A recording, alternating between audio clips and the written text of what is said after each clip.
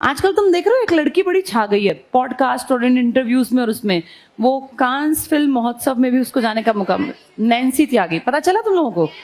उस लड़की का बैकग्राउंड देखो तुम। उसकी माताजी यूपी से है वो।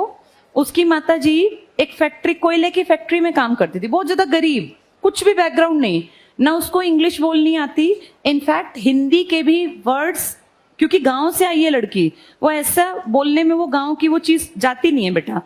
और कितनी बड़ी बात है, वो लड़की जब उसने शुरुआत की तो लोग हंसते थे कि ये क्या है, ये कार्टून टाइप। उसने रील्स बनाई, अपना वो ड्रेसेस बना बना के अपनी माँ की दहेज की मशीन पे कपड़े सिलती थी, देख देख के, पोस्टर्स में से हीरोइनों के देख के, कोई इस तरह के मॉडल्स के देख के, और उनको पहन पहन के खुद ही ऐसा। उसका खराब सा घर, क्योंकि नॉर्मल आदमी का घर उतना अच्छा नहीं हो। तो अब नैन्सी त्यागी का क्या हुआ देखो, जीरो से उठी, उसकी कहानी सुनना, वो बहुत इंस्पायरिंग है।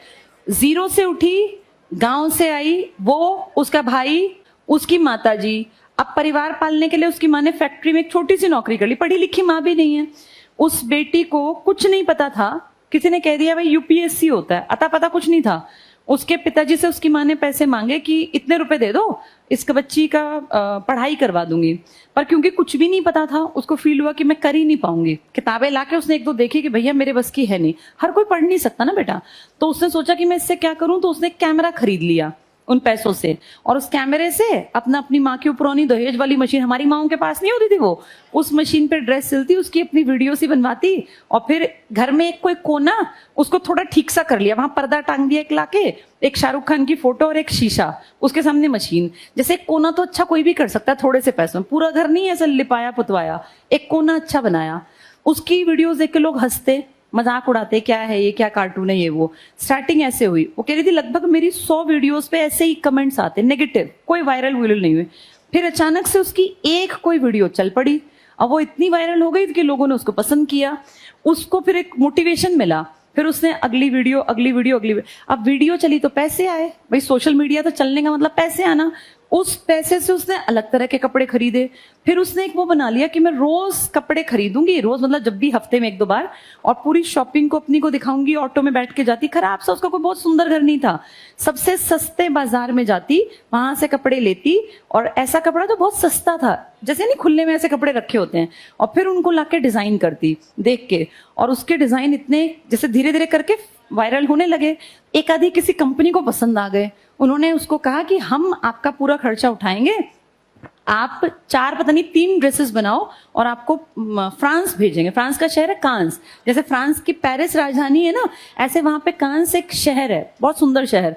वहां क्या फेमस है, उस कांस में हर साल एक बड़ा महोत्सव होता है, उसमें पूरे वर्ल्ड के जो बेस्ट ये हीरोइंस होती हैं, जो डिजाइनर्स होते हैं, ये अपनी ड्रेसेस को एक तरह से शो ऑफ करते हैं। उसकी खास बात ये है कि वहाँ आदमियों को कोई नहीं देखता, उनके लिए है भी नहीं, औरतें जाती हैं, लड़कियां जाती हैं बेसिकली। और उनकी सबसे इंपॉर्टेंट चीज कि उनके गाउन्स ऐसे होते हैं कि वो एक वहां चल रहा है, उसका गाउन वहां तक है, तो 2-4 लोग उसके गाउन को उठा के ऐसे पकड़ के, उसकी बड़ी यही इसको रेड कारपेट बोलते हैं, एक लाल रंग का कारपेट बिछा होता है, और उसमें एक जैसे कॉरिडोर सा होता है, 2 तरफ उसमें फोटोग्राफर्स खड़े होते हैं, वो फोटो खींच रहे होते हैं, फिर वो अगले दिन के अखबारों में, देशों में छाते हैं।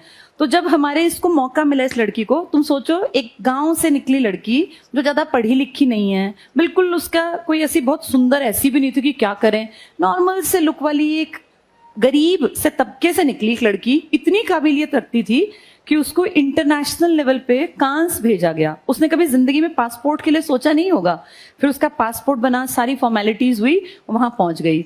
और जब उसने अपनी पहली ड्रेस पहनी, वो लाइट पिंक कलर की, तो वो इतना सुंदर गाउन था, वो सबकी नजरों में आ गई, और सबने उसको कवरेज दी, क्योंकि वो इतना भारी था। उसमें शायद 1000 मीटर कपड़ा उस लड़की ने लगाया, 1000 मीटर कपड़ा। नॉर्मल इंसान का कपड़ा 3-4-5 मीटर में बन जाता है, उसने 1000 मीटर कपड़ा लगाया। लेकिन अगर वो ऐसा ना करती तो न्यूज में कैसे आती। उसने इतना सुंदर डिजाइन किया, वो उसको देख के सबकी आंखें खुली रह गई, और पूरे इंटरनेशनल लेवल पे उसको कवरेज मिली। उससे वहां क्वेश्चन पूछा गया तो उसने प्रॉपर अपनी हिंदी और देसी लैंग्वेज के वर्ड्स का इस्तेमाल किया। ये बहुत बड़ी बात थी। जैसे नॉर्मल आदमी ना बाहर जाके थोड़ा सा कॉम्प्लेक्स खाता है, सोचता है जैसी आती है टूटी फूटी अंग्रेजी ही बोलूंगा। उसने ये बिल्कुल नहीं सोचा, उसने एक वर्ड भी इंग्लिश का नहीं बोला, और जब उसके सामने माइक आया तो उसने बिल्कुल प्रॉपर जो अपनी लैंग्वेज है ना उसकी, उसमें आंसर्स दिए। चाहे वो ड्रेस से संबंधित थे, कितने मीटर का कपड़ा लिया, आप कहाँ से हैं, और बिल्कुल फ्रैंक होके। कहते हैं जो मन से साफ होता है ना, ईश्वर उसका साथ देता है। उसकी मेहनत को ईश्वर देख रहा था। वो लड़की वहां 3 या 4 दिन उसने वो अलग अलग ड्रेसेस पहनी और हर ड्रेस उसकी वायरल हो गई।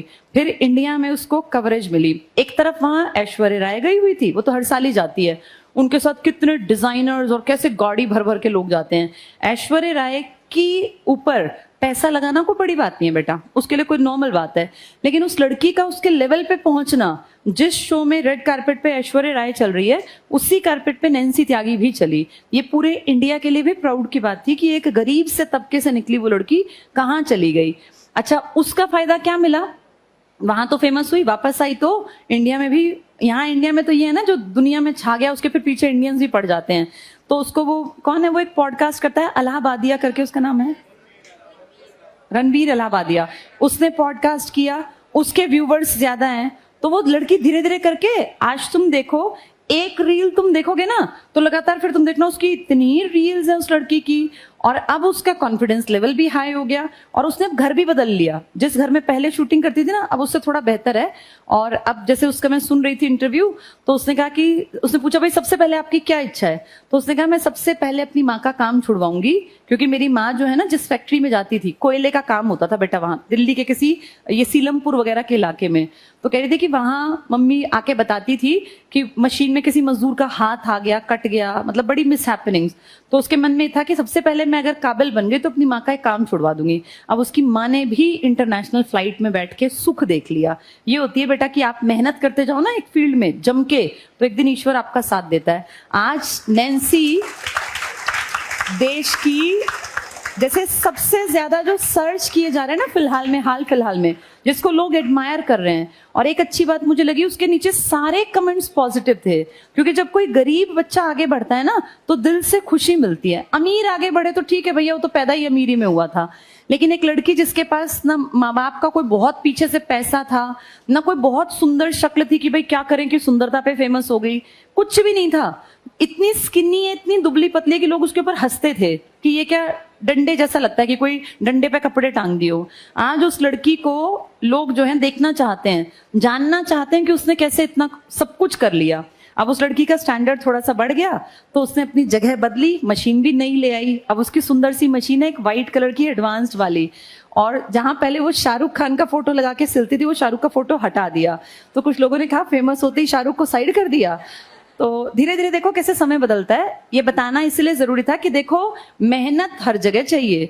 वो लड़की ने पता नहीं कितनी 100 वीडियोस बनाई, अब जाके वो चल गई, अब वो चमक गई, अब वो हर जगह जो है आजकल ये मानो लाइमलाइट में बन गई, कितने शोज में बुला लिया, कितने इंटरव्यूज में। तो उसके लिए प्राउड की बात है, हमारे लिए भी।